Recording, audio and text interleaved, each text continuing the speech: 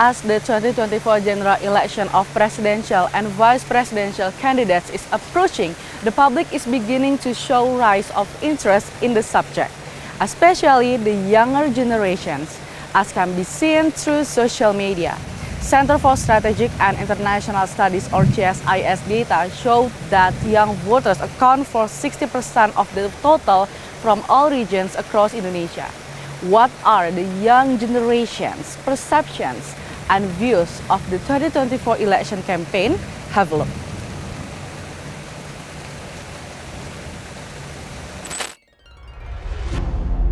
President Joko Widodo's term of office will soon end as he will complete his second and final 5-year term in October 2024.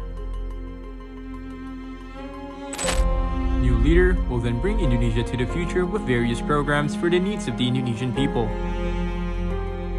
With the general election just days away, all levels of society are discussing and questioning who will lead Indonesia for the next 5 years.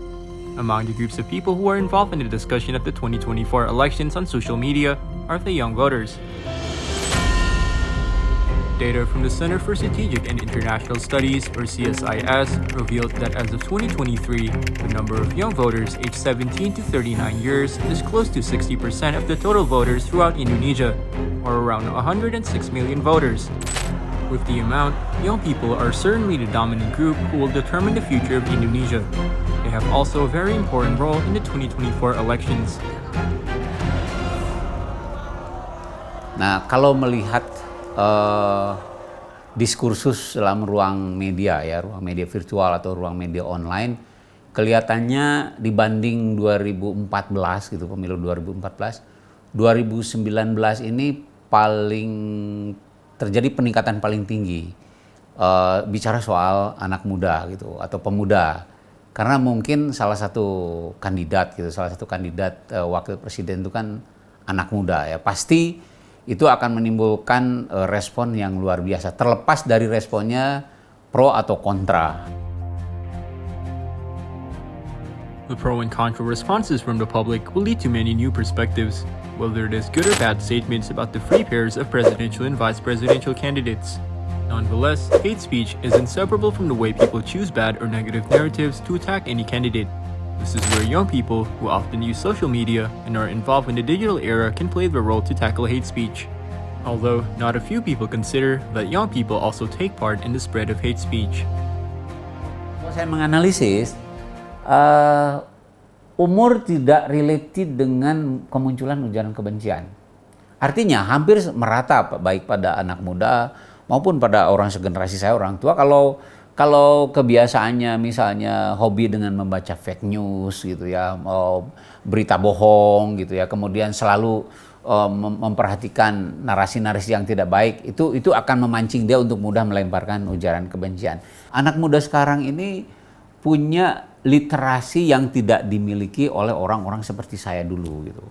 Artinya mereka sudah memiliki filter, sudah memiliki kemampuan untuk mengetahui bahwa ini termasuk fake news, ini berita bohong, ini hoax, dan mungkin kita tidak harus mengkonsumsinya sehingga tidak memicu kita untuk melemparkan ujaran kebencian. Jadi faktor literasi dan kemampuan menggunakan teknologi dengan baik pada anak muda, saya yakin itu adalah bagian penting di mana mereka terlibat di dalam mengurangi tensi ujaran kebencian.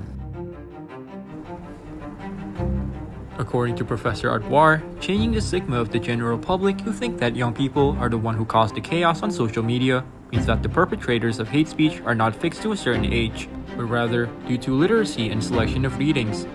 And although young people are able to suppress hate speech, government agencies such as the General Election Supervisory Agency, or Bawaslu, and other stakeholders also need to participate in maintaining good campaign period and electoral process. Apart from being a group with the ability to tackle hate speech, young people also often share their aspirations through the comment section on presidential and vice presidential candidates. Yet, many young people question whether or not their voices are heard by politicians, and will their opinions on social media be noticed by the political elites. Saya percaya itu didengar. Bayangkan loh, 60% loh pemilih di Indonesia itu adalah anak muda. Jadi kalau elit politik tidak memperhatikan atau tidak membangun narasi yang akan mengengage anak muda, betapa bodohnya elit politik itu gitu. Itu betapa bodohnya gitu.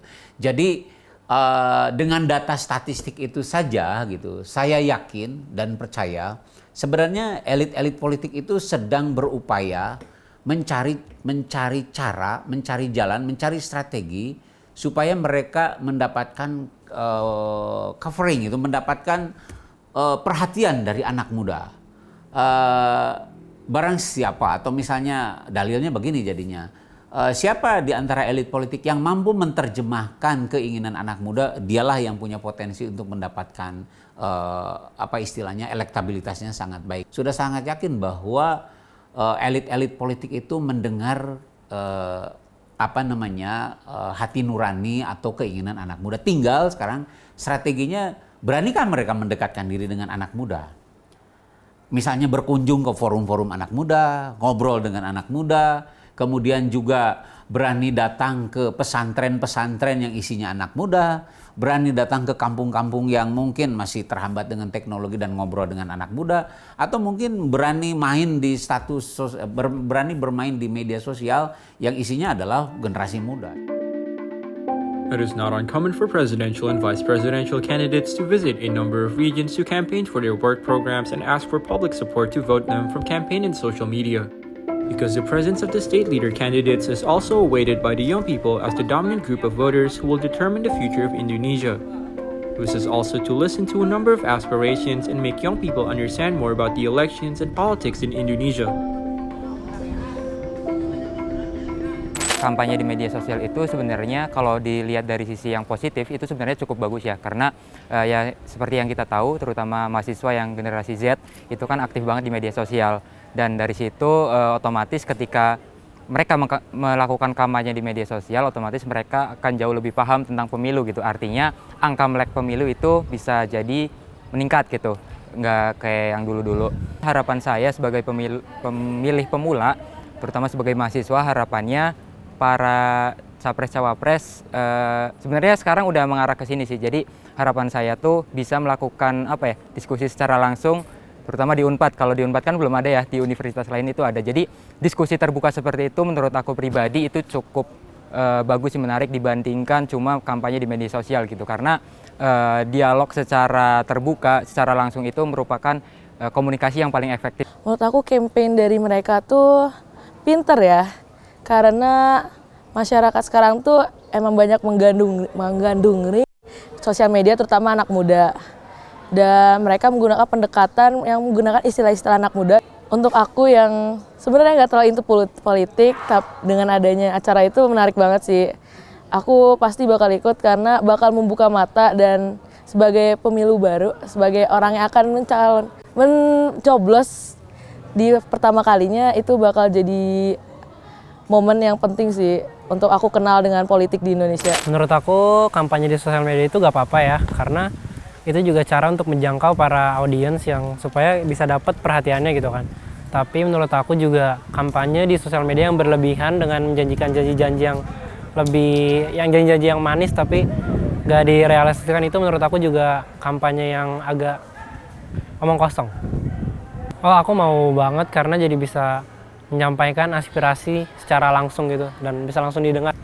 Oh, aku khususnya tuh pengen pemerataan pembangunan di daerah, karena di kampung aku sendiri itu di Maluku sana tuh masih ada pemerataan jalan yang masih kurang banget gitu loh, dibanding di kotanya. Di daerah-daerahnya itu banyak caleg-caleg yang omong kosong doang di awal dan pada akhirnya tetap gak direalisasikan gitu.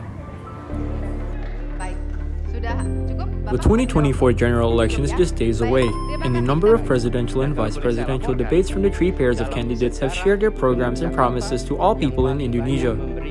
There are also those who visit a number of regions and communities, listening to the aspirations of the community, or they simply reply to public comments on social media and also attending talk shows. Various efforts are made by the contenders to convince the public that one of them is the best choice. Dozens of buzzers are also involved to attract the public. Such variety of ways will raise great expectations from the community who want their chosen leaders to keep their promises and not forget the aspirations conveyed face-to-face or simply on social media. And hopefully, no one will force someone to choose a particular candidate, because everyone wants a peaceful and honest election without provocation and tension among the supporters of the presidential and vice presidential candidates. Jadi menurut saya sih harapan saya anak muda tetap memiliki semangat untuk terlibat di dalam proses pemilu, dalam proses demokrasi. Artinya kita berpikirnya adalah anak muda itu berpikirnya ke depan, walaupun tetap melihat ke belakang gitu. Namun kalau tidak memilih sekarang, 5 tahun yang akan datang itu mau diapakan gitu. Jadi kita harus, bukan kita ya, Anda yang muda-muda itu tetap harus melibatkan diri dalam proses demokrasi seperti ini. Terlepas dari hasilnya, ya kita pantau bersama-sama gitu. Mudah-mudahan hasilnya tetap jujur, adil, dan tentu bersih gitu.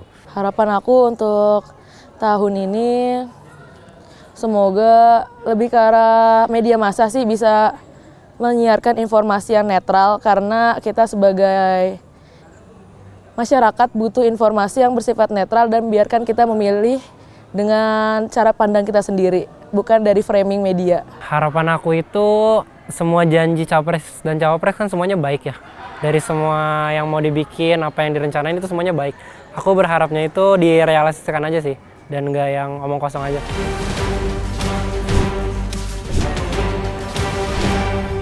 A fair, transparent election is what the youth expect and envision.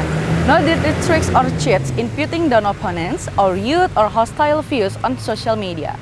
Value of respect to different opinions must be maintained by the public during the year of political feast. And may the best candidates winning the state leadership position will hold up all the good promises they offer the public in this time of campaign. Thank you for watching and goodbye.